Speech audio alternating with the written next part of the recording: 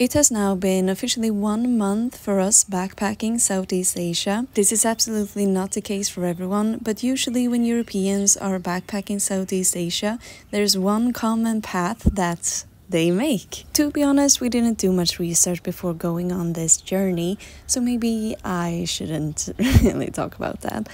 But I have actually never heard about anyone doing this particular path. And as a privileged foreigner, I understand why. The silence echoed through my mind, holding on to the moment, a fleeting glimpse of light, stranded in this feeling.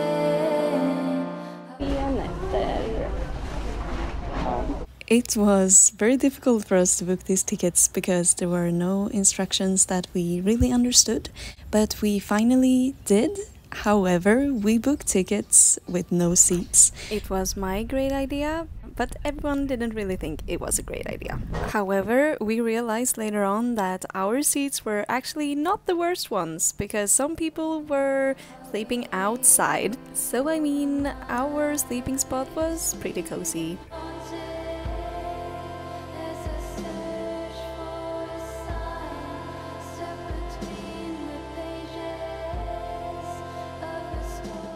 It was actually several bathrooms available on the boat, and all of them had both like European style toilets and more Asian style, and actually there were showers too.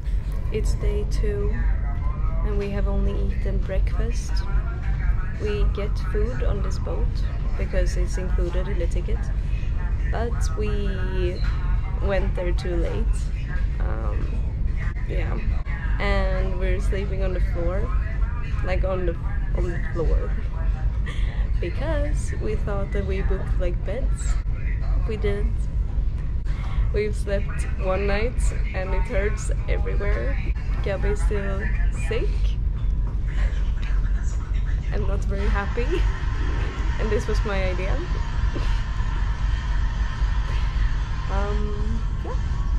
After a while, we actually dared to leave our stuff and go outside to get some fresh air. We didn't really understand why, but apparently we were not supposed to be outside or something, or maybe the doors just open between certain times, because when we were trying to go inside again, the doors were locked and no one wanted to let us inside, and then finally someone came to unlock the door, but they were like laughing at us because we went outside. I don't know.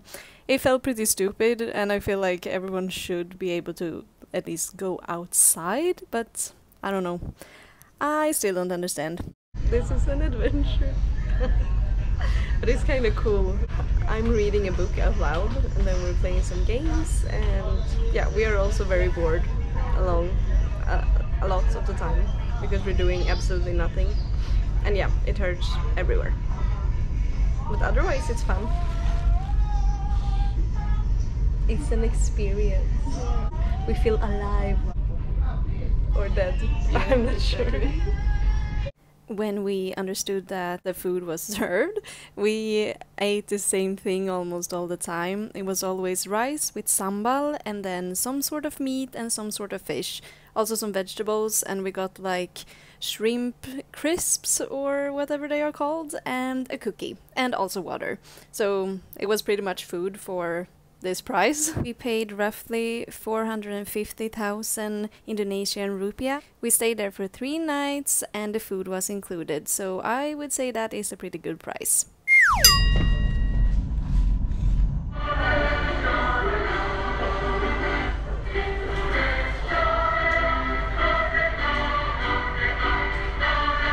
Throughout the voyage, we stayed at some of the islands, but we didn't dare to leave the boat because we didn't want to get stuck, like for example outside on the boat, or even worse, like on an island. After eating the same food for breakfast, lunch and dinner for 4 days in a row, we got pretty tired of it, actually.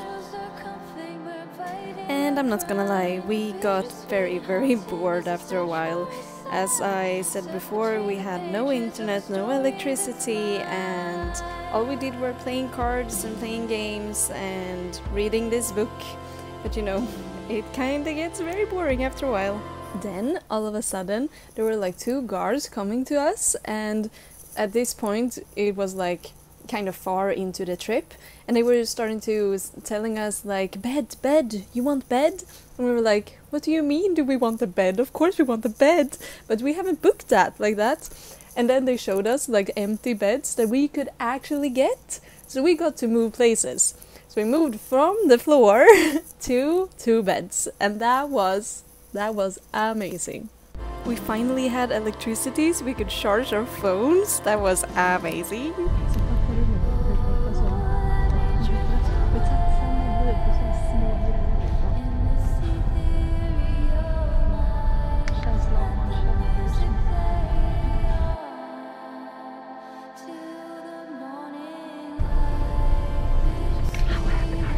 Gabbi didn't dare to be too happy because she was afraid that they were going to move us again back to the floor.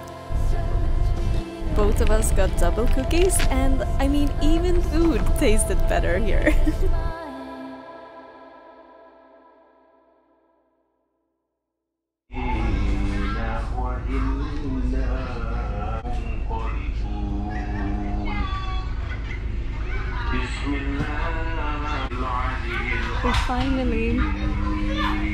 We finally thought that everything was going to be alright. We were so happy about these beds.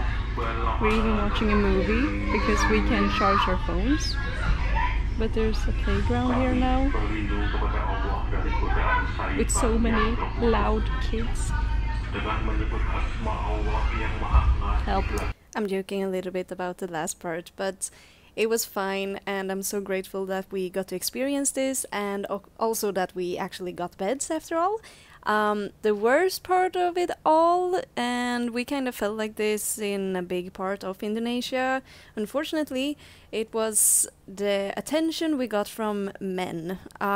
Some people even filmed me while I was sleeping, which is pretty inappropriate, and yeah, it feels very bad.